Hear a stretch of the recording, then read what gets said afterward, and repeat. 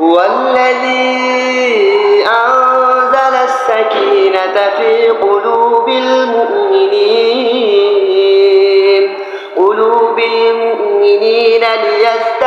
ليزدادوا إيمانا مع إيمانهم ولله جنود السماوات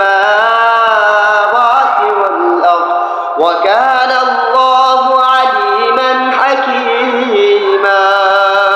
ليدخل المؤمنين والمؤمنات جنات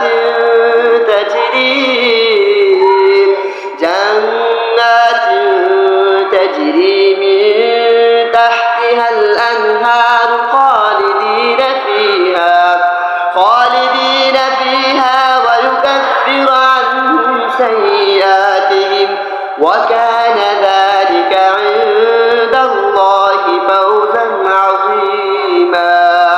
ويعذب المنافقين والمنافقات والمشركين والمشركات